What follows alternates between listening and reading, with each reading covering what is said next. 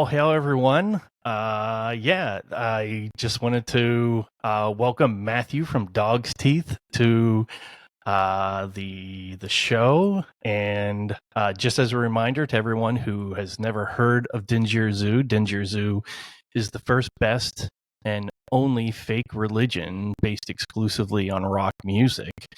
And our mission is to share the music of the 150 plus bands that follow us, of which Dog's Teeth is one. You can hear us. You can hear our live radio show at 7 p.m. every Wednesday night Eastern on Howling Rock Radio. That's howlingrock.weebly.com. Check out our socials. You'll be able to find the radio show pretty easily. Welcome to the show, Matthew. Why Thanks. don't you introduce yourself to all of our watchers, listeners, however people are consuming this interview? All hail. I think that's the right way of beginning. All hail indeed. So I'm Matthew. I'm sitting in my cabin, which is in my garden in St Neots, Cambridgeshire. No, it's not quite Cambridgeshire, actually. It's just outside of Cambridgeshire. It's on the Cambridgeshire-Bedfordshire border in the UK. It's 4 p.m. in the afternoon. I'm feeling kind of chilled right now. I am Dog's Teeth, which is a musical project I've been involved in for the last few years. And I've been playing locally and just really, really grateful for having the opportunity to speak to you and for your support. Really appreciate it. Oh, no. I mean, we're grateful, right? So I think how I became introduced to Dog's Teeth was one of our other bands and Zilch, I believe they shared something that we did for them, and you joined, and you're one of the few bands. So a lot of bands follow us on Instagram, because it's pretty easy to follow someone, but you kind of have to look for the Facebook group. So when someone joins the Facebook group, you kind of notice it. And when a band joins, I always get nervous because most of the bands I self-recruit. I look for these bands, I like their music, and it's never a concern when they join unless they turn out to be wackadoodles, which no one has yet. But when a band joins, I'm like, oh, am I going to like their music? It's, who are these dudes? And I was so relieved when I clicked on your song, Family Fantasy. I loved it right off the bat, and then the video is just amazing and funny, and we're going to talk about Family Fantasy. You've got a new track coming out. It's a Dirty Secret, and we're going to get to that as well. Yeah. But if you don't mind, so when you joined, I was super excited and relieved. And of course, anyone who loves Zilch, they've got to be high quality. So yeah, they're brilliant. Love them. Yeah. So have you seen them live? Have you know Tom or?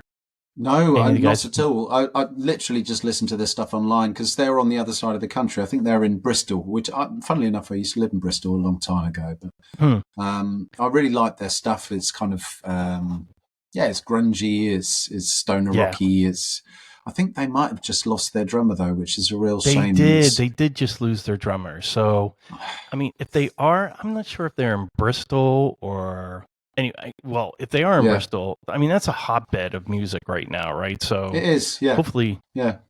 But their music puts high demand on the drummer. So hopefully they can find someone who's going to be able to keep up with them. I feel their pain. Finding a good drummer is really, really difficult. And then you've got a lot of other factors as well. They can't just be talented. They also have to be emotionally stable. They have to have a degree of commitment, and they have to have staying power. And it's so difficult to find, and so important, really. Yeah. And they have to be reliable too, right? I mean, that's available. So I mean, you can be good. You can be. Yeah, exactly. So you're right. It's so difficult to keep a band together, especially in a day and age, where you could have 100,000 streams on Spotify, and Yeah. that's not putting bread on the table, right? No. So, No. um, No. so most musicians these days have second gigs, or a primary gig, and the music is their second gig, but that's probably where their passion is. So, it's interesting when you and I were going back and forth preparing for this, you gave me a little bit of background.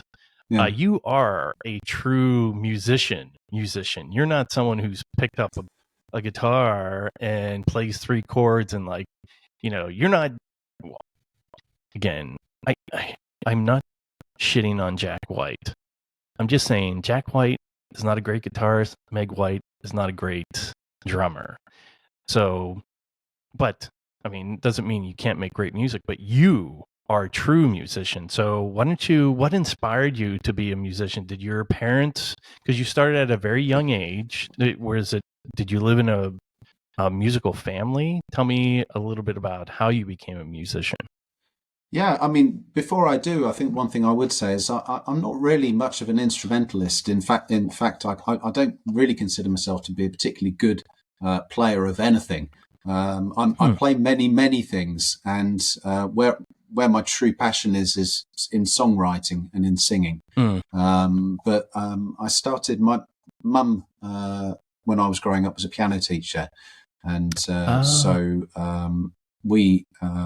Us kids were encouraged to play piano from a young age. I played a bit trumpet as well.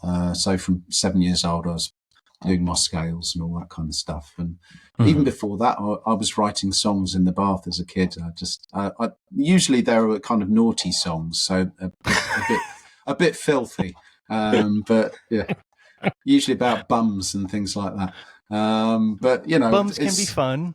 Exactly, and not a lot's changed really. But yeah, I think songwriting is really where my head's at, as opposed to being really talented at an instrument or anything like that.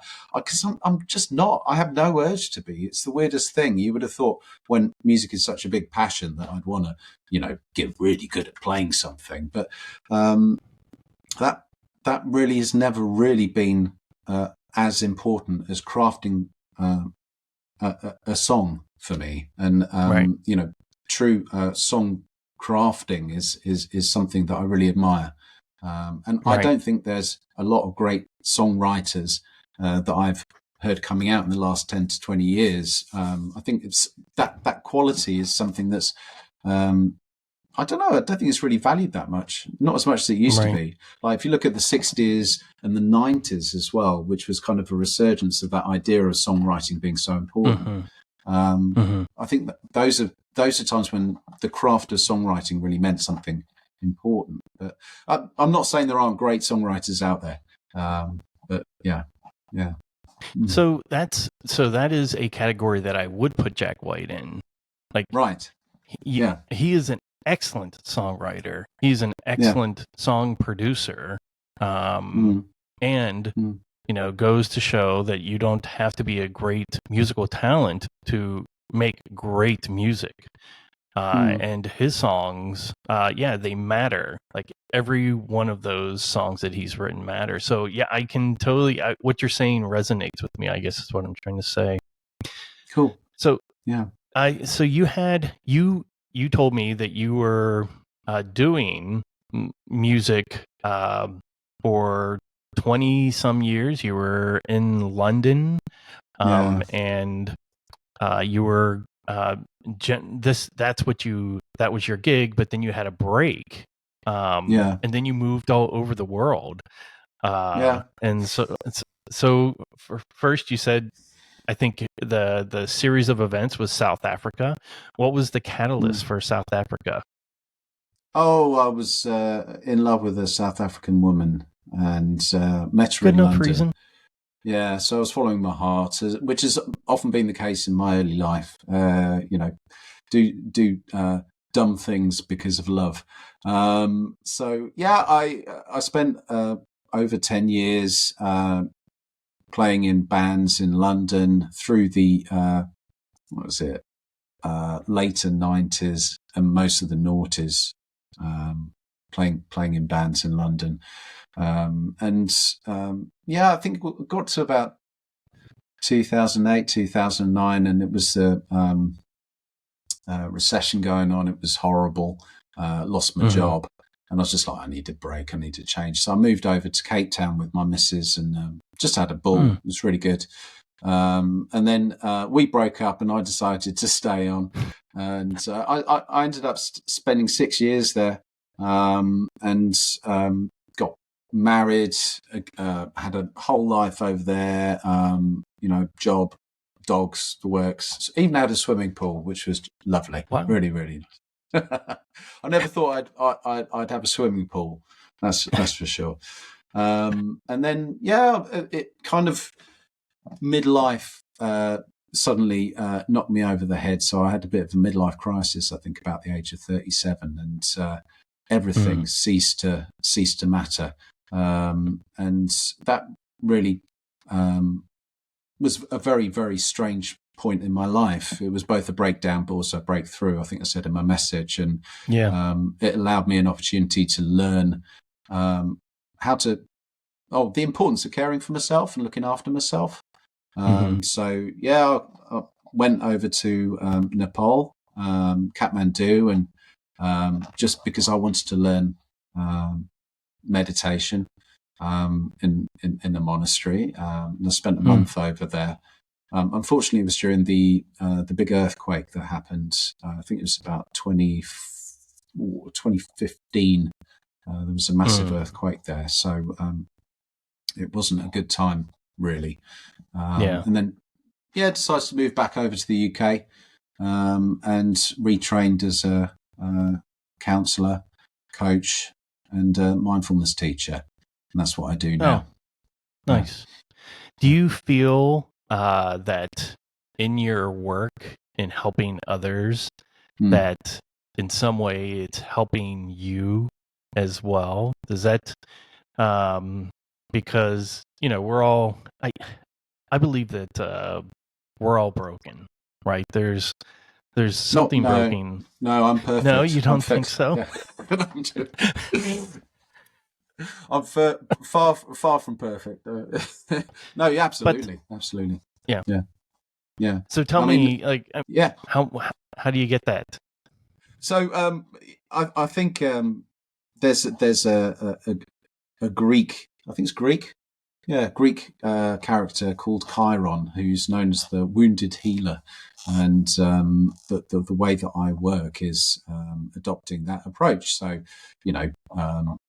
it's through the exploration of my own wounding that I'm able to then work with other people in theirs, and have over time developed a tolerance to be able to sit in some pretty uncomfortable, dark, difficult places, which means that I'm with myself, which means I'm then able to work better with others through theirs. I can encourage them to tolerate sitting through their difficulties, and it's been tremendously beneficial in terms of my songwriting as well. Not that I write about the content of the sessions, but it's I feel like it's allowed me to. I'm particularly interested in the unconscious and what might be going on there, and it's a lot of the songs are about that, about exploring the unconscious and the benefits of doing that. So I've always said that pain and suffering is probably one of the best sources for songwriting, right? And drugs, hallucinogenic drugs, and pain are good sources for just great music, and that you can tell, if someone has, I think from a song you can tell whether or not that person's got true grit life experience. So I think a lot of some strange reason I can only sing from an angry place. So I think, if I'm honest, a big part of my own personal journey was the discovery that I was deeply uncomfortable with my anger. So I Mm. repressed it, and music and songwriting and singing and performing for me is an outlet for my rage. And a lot of my songwriting is a lot of the lyrics are deeply critical and cutting, and quite honestly, I prefer it if it wasn't like that. But that's where my inspiration comes from. I think, if I'm not bitching about something, I struggle to write anything. So yeah. I hear that a lot. I Yeah. do hear that a lot of people, of a lot of the musicians and especially the songwriters that I talk to. I'm like, where does this stuff comes from? And Mm, mm, and they'll say, I think it was the lead singer from the Maxines, AJ Gray. She said, I didn't realize that I was this angry until I started songwriting. And then I mm, found a source of inspiration inside me that, it's just, it's pretty pissed off. So, mm, mm, mm, yeah, mm. that's really Yeah. interesting. It's funny when you told me about your occupation, Mm, that was kind of where my head first went. But the mm. second place it went and was, did you ever see the TV series The Fall with Gillian Anderson? No, no, I didn't. Really? So No. it's set in, I think it's set in Belfast. Mm, And I know you're English and you're not Irish. However, that the psychopathic murderer did your job. He was like a grief counseling helper, like helping people through these problems. I'm like, uh, oh. Matthew better not like show up at my door. Like, I didn't like that interview. You should watch that. Well, Anyways, The Fall. It is really good. I will. I Uh, will. so, and Gillian plays an English. She plays someone from Scotland Yard who goes over to assist the authorities, the police in Mm. Belfast, solve this murder, these Okay. series of murders. Yeah. This maniacal psychotherapist. Mm. It's very good. Anyways. Yeah, I think psychotherapists and counsellors get a bad rap most of the time on TV shows. They seem to always be a little bit deranged themselves. But and I think it's safe to say the majority of people who end up in those kind of jobs have done so because they've experienced the benefit of going into counselling or psychotherapy. But yeah, I think there's a lot of fear and mistrust about this kind of profession. If you haven't been involved in it, like it's, I don't know, some kind of dark art or something like that. Yeah. Maybe it is. Maybe it is. Yeah. You're weaving yourself into people's minds and tinkering with them. Honest, if I'm being very transparent, I've benefited from therapy myself, especially Great. after when my mother passed. Yeah. Like I really struggled with that. And for 5 years, my grief was going in the wrong direction. And it was a genius psychotherapist who cured me. Like I'm literally, and I know that that's not always the case, but I had an acute event and I didn't know how to fix it, but then I had an acute intervention that allowed me to see what I was doing to myself and why I was doing that. So I have a deep appreciation for that profession. Yeah, me too. That's why I do it. I just think it's an absolute privilege to be in this position, to be sitting with other people, working through stuff with them. Yeah. Hopefully it helps. Yeah. Well, and I think music is a type of therapy. Oh, I've always said that, it's a form of escapism. Great music is going to take you someplace outside of yourself. And so you're kind of doing that in your passion gig, right? And providing people a vehicle, a medium to be somewhere else. Yeah. Well, as you said, I took a 5-year break from music, and the main reason for doing that is because it was messing me up. And the main reason for that was because the people I was being in bands with would leave.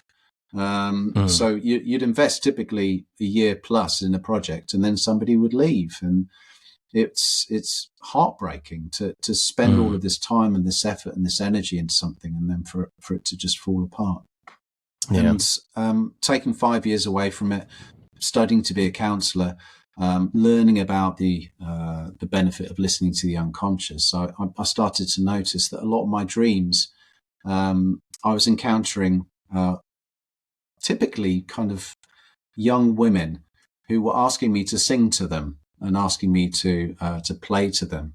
And I began to realize Jung was a big believer in this idea of our soul being represented by, if we're a man, the anima, which is a female figure in the unconscious. And I began to realize that maybe this was my soul asking me to start singing again.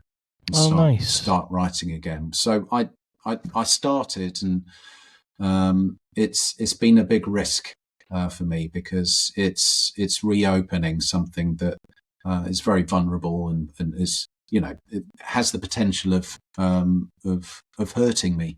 And lo and behold, I started Dog's Teeth about a year and a half ago with two other members, and over the course of the last kind of 6 months, both of them have left. And yeah, it was such a shame, because as a band, musically, we were really doing well. And I've made the decision this time to just carry on.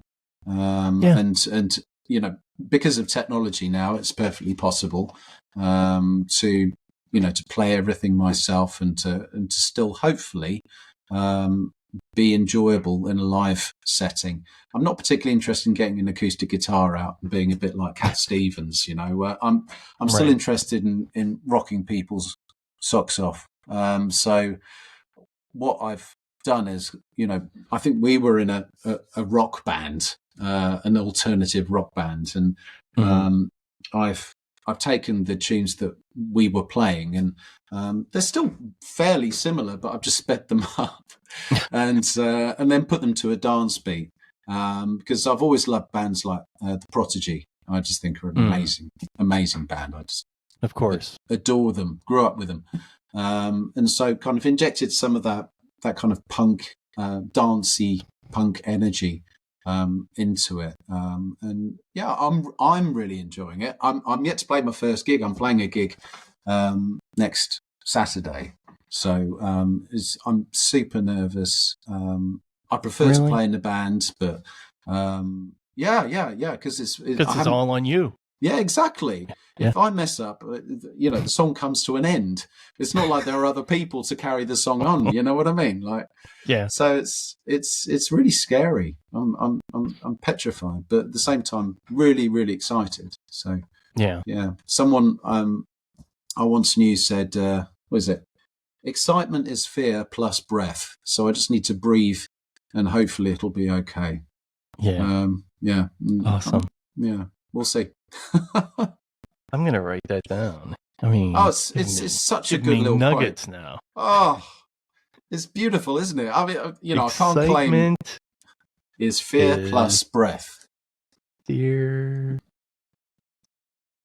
wow. Yeah.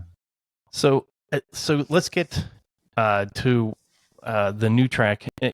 Before we do, though, I just want to quickly talk about Family Fantasy, the previously released Dog's Teeth track. Yeah. And again, I love the video. I love the song. I played it a number of times on the show. Thank you. Both when you initially joined the community, and then again, I matched you up with one of my favorite bands during our match show, Bear Ghost. Because I just thought that you guys would I would love to see that show. One thing I did, and it came out during our discussion now, is that a lot of your lyrics are very critical and biting. And, I find that I've seen that in others where you're not just making a commentary on the situation itself, but you're making a commentary on broader societal issues. So the line, stiff upper lip and a cup of tea, that's what this country means to me. A stiff upper lip and a cup of tea. That's all this country means to me. Is almost so. I was wondering, do you have a view on your home country, and were you making a statement, and that from that line? Yeah, well, one of the things I learned through my own journey in counselling, in being counselled, was how the society that I grew up in influenced how I was able to be with my feelings, my emotions, and the British way of being. Keep calm and carry on. Pack up your troubles and your old kit bag and smile, smile, smile. They were fantastic. They really helped us through some really, really tough times. The First World War, the Second World War, really, really useful. But if we don't take the stuff out of the kit bag every so often, it tends to go a bit nasty. And, I think that's where we've perhaps fallen down a little bit. I really admire countries like Brazil and like Australia. For some reason, it feels like they're so much more expressive and passionate, and they can really. I mean, the way South America, a lot of people in South America, they dance, they move their bodies. You can see they're really into their bodies. Whereas if you look at countries like the UK, Germany, a lot of people, they don't seem to have that relationship with their bodies. And I would suggest that means that they don't have particularly much relationship with their feelings and their emotions either. And I would say that that's actually the real us. The song's about that really. Is about I feel a bit shortchanged, and as a result of that culture that I've grown up in, and I want that to change. Well, that the entire the Wall, Pink Floyd's The Wall. That's exactly what that album is, right? It's about we've knuckled ourselves down and strapped ourselves emotionally so tight that at one point we broke, and here's the result of that break. I grew up with that album. My dad. So did I. Yeah, my dad was a DJ in the 70s, and he had it on record, and I just used to listen to it over and over and over again. Yeah. There are still times when I'll get into The Wall, and I just can't get out. Because it's like the only thing I want to listen to. I don't want to listen to anything else. And because I think, in many ways, American society also parrots that component of, be a man, shut your mouth, don't cry, don't, real men don't do this, or real men don't do that. And so, I get the break. I get the suppression, and I get the break. So, wow, this is turning into a really cheery discussion. So then now let's talk about Dirty Secret. Okay. And in full disclosure, there are going to be points in time during this discussion where I'm going to interject elements of the song or your video of family fallacy. So, so you said you put it to a dance track. You put the kind of the sense, the dirty alt of previous Dog's Teeth production, and then you put it to a dance track and made it more intense. And it is definitely, it's the first thing I say. I think it was the first adjective I used to describe it was, wow, this is really intense. Yeah. And I'm quite an intense person. So I think it kind of is a reflection of of how I feel inside a lot of the time.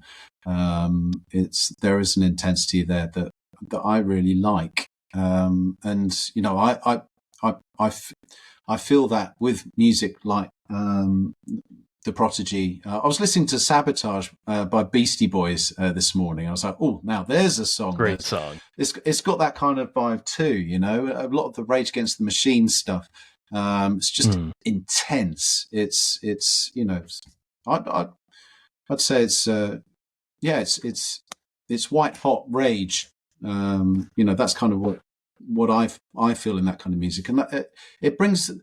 I think I'm a big fan of anger. I think it gets such a bad rap in our society, and no wonder, because it's caused so much heartache and pain and suffering. But actually, anger is also a very life-giving energy, and we repress it at our cost, I've discovered. So, you know, I think it's so important to get that stuff out there, and that intensity. I'm hoping that people will really respond well to it. I'm fingers crossed. Well, it's an excellent song. Thanks. I loved it right off the bat, and I can't wait to play it on the show. Thank you. So, can we just go back to something that you had said? You indicated that you were in the London area in the 2005, 6, 7, 8 area time frame. Are you willing to state emphatically that you had nothing to do with the tornado of London in 2006, the T4? I want to give you an opportunity to clear your name that, Matthew, you had nothing to do with that tornado. Well, I can't confirm or deny that allegation, I'm sorry to say, because I'm sworn to secrecy. Yeah. I'm sure the authorities, when they review this tape, they'll be reaching out to you. So shifting to a one-man show, do you feel like this is the way it's going to be forever? Or are you going to, you know, if you meet up with someone and say, hey, why don't you do let's do some shows together, we're really gelling, or you're going to bring in some a guest instrumentalist to help carry some of the load of certain songs? Are you open to something like that? I'm really disheartened by the fact that I can't seem to keep musicians in my band, because I don't think I'm too much of a tyrant. However, I'm at a point right now where it feels like every time I introduce a permanent member into my musical project, the whole thing slows down. Like it just grinds to a near standstill. And I'm someone that likes to move and likes to keep things going. And I would love to play with other musicians.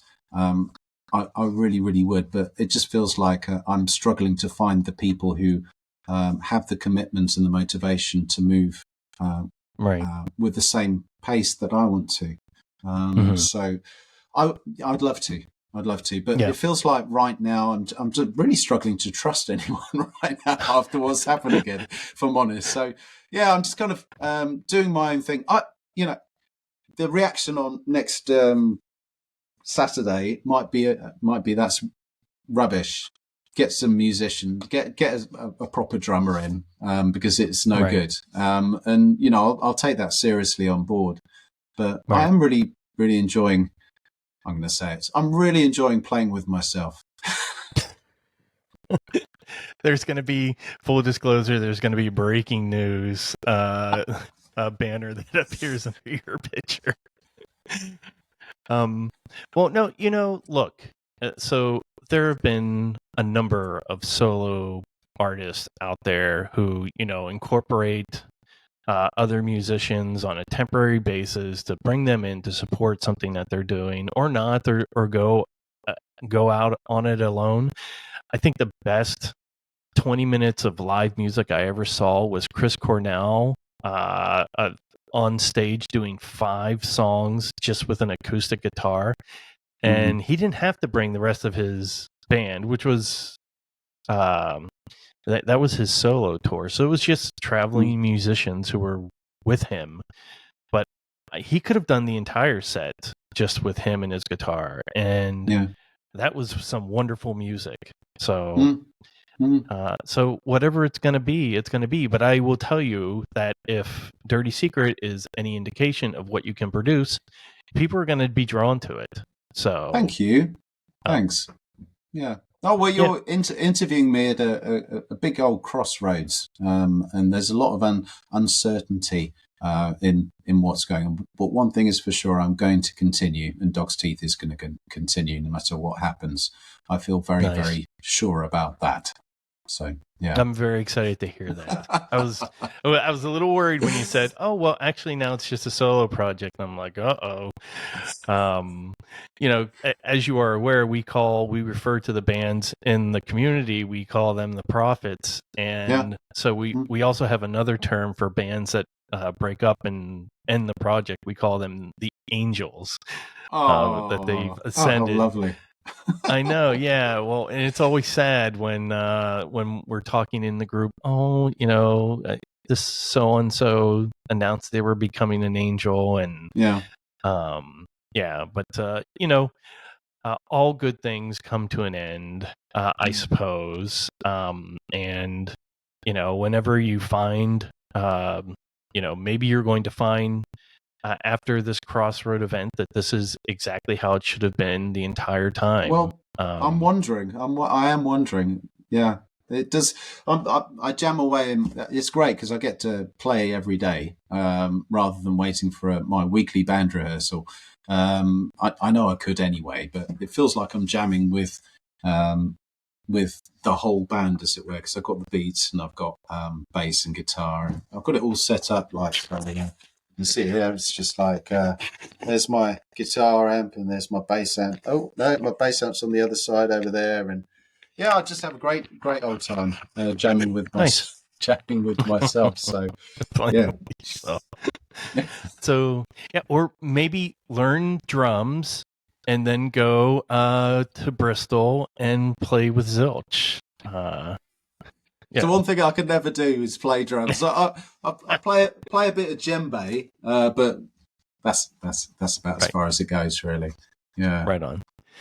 Hey, the last thing I wanted to ask, and this is a little bit of a self-promotion, but I just want to know, so you join the community Dingir Zu, you join this crazy fake religion, because it's not a cult officially. What? Well, okay, so if it were a cult, it would be the coolest cult, right? Because we don't ask anything from people. We only give them great music. But but I really like to know your opinion of what it's like to be solicited to absolutely, yeah, to be part of this. I'd love to give you my opinion because there's a lot of organizations and groups out there that champion music, and some ask for money. In fact, a lot ask for money, and so I avoid those because I don't make any money out of music, never have, and probably never will. And then there's another group that they're just a bit, I don't know, they don't seem very passionate about what they're doing. And actually, there's very, very, very few organisations that are passionate and do. I can tell that they're genuinely doing it for the love of it. And the two organisations that I'm overjoyed to have found, one is Socks On Records, which is the indie DIY Bandcamp label based in Peterborough that champions local bands. It's a not-for-profit label. There's some great bands on there, whole range of kind of alternative indie punk bands, and I'm grateful to be a part of that. It's an amazing community. And then the other is Dingir Zu, because I can tell you're so passionate about this, and you have excellent taste. You have. Oh, I know for a fact that I can listen to any band that out of the 150, and I'll love them. I think they're great. So oh, I'm so grateful to be a part of this, and so grateful for your support and your interest. Thank you. yeah. Well, we're grateful to have you. We're lucky to have you. We are without the bands, we're nothing, right? We're just a bunch of nuts with a Facebook group. But yeah, I'm very passionate about it, and music is the soundtrack of our lives. And for a while there, like a lot of people of my generation, so I assume that I'm older than you. Well, I know that I'm older than you, but You think? I guarantee it. Oh. I guarantee that under a certain circumstance, I could probably be your dad. No, I don't believe it. Oh, you don't? I'm 55 years old. No way. Yeah, way, dude. And I don't color anything. Just to be clear, of all the accusations out there, I don't color a damn thing. This is all natural. I'm 46. Okay, so that'd be a push. I put you in late 30s. That's where. So I was doing the whole 16. If I was 16 and I met Matthew's mom. Oh my God! When I was 16, I was ugly. I was an ugly duckling. Yeah. But me too. Yeah, so, I was good. So I got out of listening to new music kind of when the medium that I used, the radio, like went away, or just started playing more poppy, hip hoppy, started taking over pop culture, and so I just kind of stopped listening to new music, and then when I started this was based off of my experience with Royal Blood, and I was like, well, if a band Royal Blood exists, then there must be other bands out there. And what I've come to find out, that it's overwhelming how many great musicians and bands are out there right now. So I'm on a mission to find them all. Yeah, well, good for you, because that there's so few champions of these great bands, and it's such a shame. In this country that started this year, that for the first time in 10 years, I think an indie band has been named the hot band of the year by the BBC. I think what they're called. The Last Dinner Party or something like that. But it's the first time in 10 years that's happened. And they play instruments, so that's good, I guess. That's good. I'm not a big fan really, but they play instruments. So, so fingers crossed things are changing. Yeah, but we'll see. Yeah, thank you for championing these bands, because it's so needed.